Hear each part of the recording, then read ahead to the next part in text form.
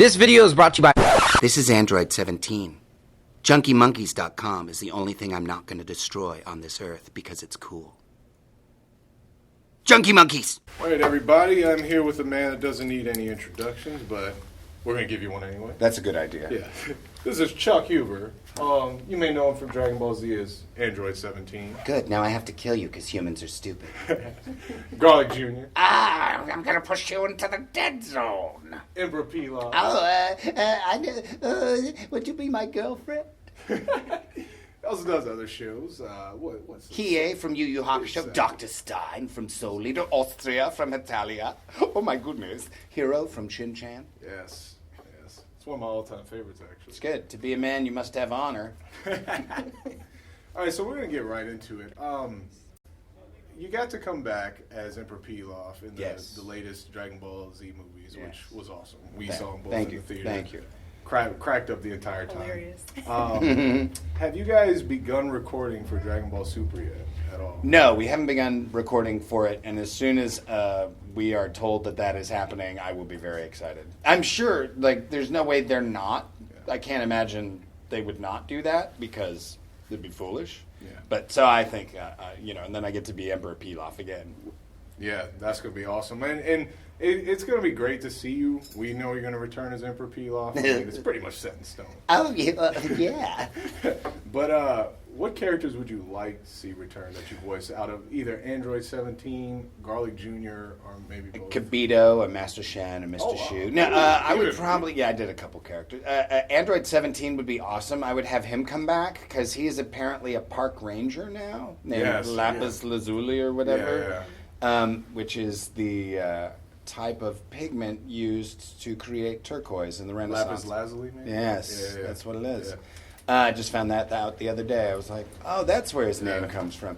But I would like Android 17 to come back and still be a park ranger and have to always constantly be controlling his destructive nature. So he'd be like, make sure you've put out that fire. I just can't, and then killing people in the park. I think that'd be awesome. That'd be awesome, man. That's a good idea. Those squirrels are tasty. No. Akira Toriyama should have taken note from that. I know. Like, Take note, Akira Toriyama. Chuck Huber has ideas. So, when you originally auditioned for Dragon Ball Z, and I think I seen an old interview. You said you did it in a bank, right? Yeah, the Funimation building was in a bank building. Wow. Yeah, Sabbat. I called. I didn't know his name was Sabbat at the time, but it was my buddy gave me this number to call. Like, hey, call them. They're doing anime, and I was like, they're not doing anime. And he's like, really? And I called, and he was like, yeah, come on over, man. It'd be great. Yeah, come audition. Yeah, we're at this bank building. And I was like, got to the bank. I'm like, do I have to open an account to audition? And they were like, no, you want Funimation. That's next door. And I was like, oh, okay. So then I went in and auditioned. Were there any roles other than, I assume Garlic Jr. was the role you were trying out for? Yeah, that was the only one I tried out for. I kind of came in the second round of auditions. Otherwise, had I been in that first round, I might have been, I don't know, I could have been any of the other characters too. Probably Sabbat wouldn't have been all the characters, and I might have been some of his characters, I could have been Piccolo or Vegeta or all the other ones that sound like Chris, because he's awesome. Love you, Chris. Yeah, man. Okay. Whatever. You could totally pull it off, man. I would. You're also known for playing Shao Tucker in Full Metal Alchemist.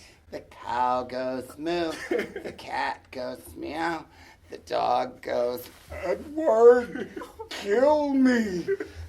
Kill me, Edward. sorry. She's my baby girl, and I love her so much. Meow. Now that just makes no sense whatsoever. I just made my dog to meow. What was your question? People hate me for that role. That's what I was going to ask you. People walk up to the table, they're like, you are the worst human in the world. And I'm like, it's just why? And they're like, Shao Tucker, I hate you. And I'm like, I'm just an actor. They're like, you should die. And I'm like, you're 8. I'm pretty sure Android 17 killed more people than Shao Tucker. He totally did, but he didn't kill Nina. Exactly, he didn't kill Nina. And it's not even the killing, it's the whole kill me. And you feel so bad. Yeah. You just want to punch her in the... Sorry. This This cleanses your soul of anger and hatred. So yeah, that's basically was my question. Yeah, How much it's flack pretty do you terrible. get for- People hate me for it. That's really good though, because like when I first saw that, it was like, whoa, this is creepy. pretty dark. When I was recording it, you didn't think it was creepy because you're just like, that's awesome, you know? Yeah. And then you see it in context and you're like, oh, God, I'm a horrible human being. Because when you record it, you don't know the story. Yeah. Well, you kind of know the story, but you don't feel the story. Yeah. And then you watch the anime and you're like, I'm a terrible human being. Oh, yeah. Not really. I think I'm okay. So, well, you know, you could say it kind of took an emotional toll out of you. And I guess, like, I've seen a lot of voice actors talk in the past about certain roles taking an emotional toll on them. Has there ever been a role that you've taken that kind of had that feel? No, I mean, I'm pretty the acting I do is separate from my real life. Yeah. So it doesn't really affect me that way. You don't. You're able to drop it. Yeah. Roles will affect me, like when I'm doing stage plays or something, like because you're repeating that physicality and psychology of that character over and over again. So you sort of start getting imbued with whatever character you're doing. I did a role in Boy and Beast, and it was a father reuniting with his son, and that was very emotional for me for personal reasons. So it was a really. That was one of those recording sessions where it wasn't hard. I was just like, I was pleased that I was able to access those emotions at that level. Yeah. So I'm always, if I get to a certain level with a character, I'm always like, because actors, we're those kids who, when they're 2 or 3 years old crying, we're staring in the mirror like, this is what crying looks like. You know, so... You know, you get to that level and then you kind of drop it and you're looking at yourself from the outside and you're like, because we're always doing that. Like if you get in a big car wreck or whatever, someone gets shot in front of you, you're like, oh God, that's horrible. And then your actor brain goes, remember this. This is what this is like for that movie you'll do later in life. And you're like, okay, I'm a bit of a psychopath. Yeah. A little bit. That's awesome though, man. It's fun being a psychopath. Let that be a lesson to you, children. It's fun being a psychopath.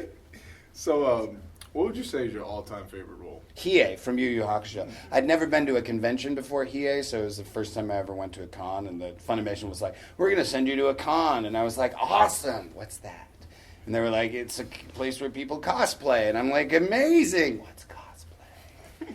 And they were like, you'll like it. And they said, you're going to sign autographs. And I was like, you're stupid.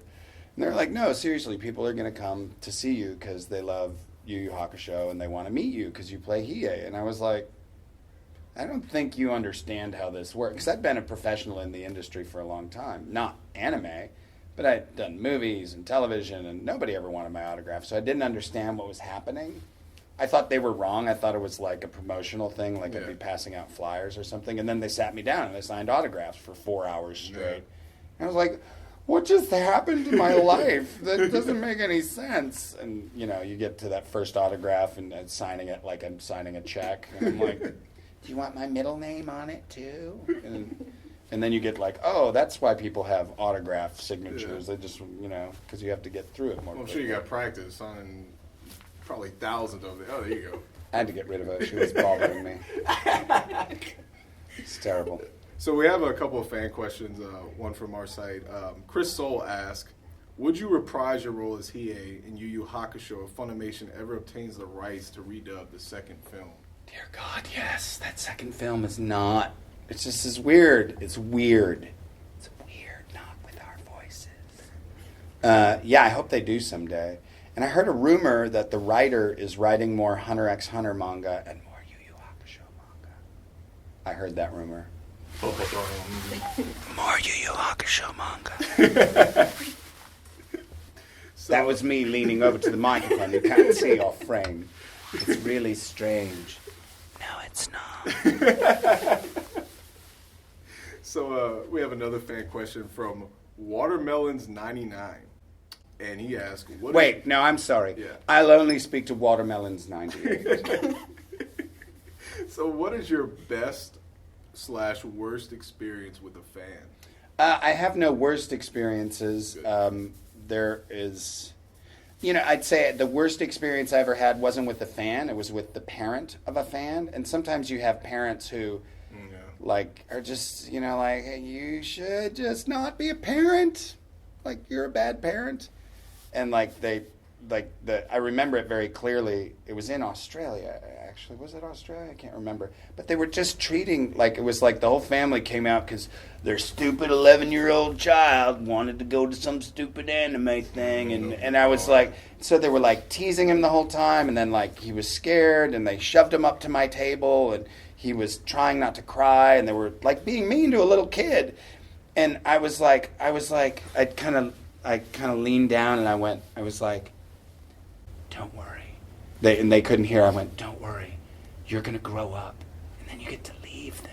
It's going to be okay. And he was like, and I went, all right.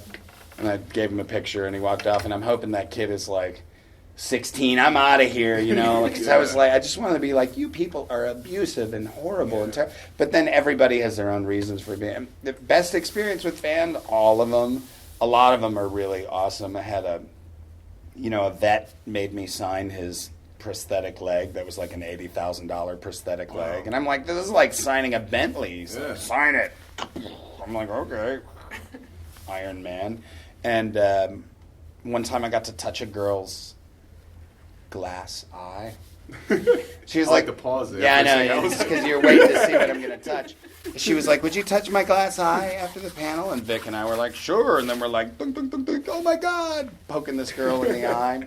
And that's the cool thing about the whole crowd is that it's the only place in the world where someone would be like, this thing that makes me a freak everywhere else in the world, I'm going to highlight it in front of everybody and ask it to be poked. And because we're like, oh, that's awesome, and so we made it an awesome thing instead of a thing that she had to be afraid of. Where she did it. She made it that way. That's awesome, man. Yeah. And the last fan question we have is from Phantom Lord G, which he asked, what is your personal opinion on Dragon Ball fans watching illegal streams before a show is licensed domestically? Yeah, you can't do that. No? Yeah, you can't watch illegal streams. It costs a lot of money. That's the thing, there's a lot of us in the industry, the film industry, the TV industry, all of that, and you can't watch illegal streams. Now, that said, once you buy something legally, I think you have the right to tear it up, turn it into DBZ abridged, make your own sort of fan thing out of it. Once you own it, once you have purchased it to see it or stream it or whatever, I think you should be allowed to do whatever you want with it. I don't think that there should be any crackdown on fan-produced stuff. And I don't even mind it making money on the interwebs via YouTube-type monetizing or whatever the kids are doing these days. Because I think, the new model going forward is eventually going to be there's going to be this whole new section of entertainment, which is unlicensed, fan-produced work that can generate income. And they're going to have to find the line between it because there's no stopping it. Everybody's doing it. It's happening everywhere with everything. And the sort of, corporate down. We've destroyed the Matrix, and now all the corporations have to be like, oh no, the ants are uprising and going to eat us all. And yes, we're going to eat you all. That's what's going to happen, stupid crickets. And last but not least, what are you currently working on? Currently, Divine Gate. I play Loki, Trickster. It's an awesome show. It's a great show. It's a good show. It's not it's Attack on Titan or something, but it's really, really good. Dimension W, I have a role that may turn into another role. I don't know. And then I have one I can't announce yet but it's in the process of being announced. Ooh. It rhymes with Kleskanone. Oh. What is it, Serena? Shall I say? Don't say Escaflowne, I'll get in trouble. But I might have a role in that. Exclusive right here. Exclusive. I'm not saying what the role is, so I think I'm in the clear. They're going to announce there it. you go. As long as you don't spoil it, I guess. Just don't put this on the internet. Yeah. Whatever you do.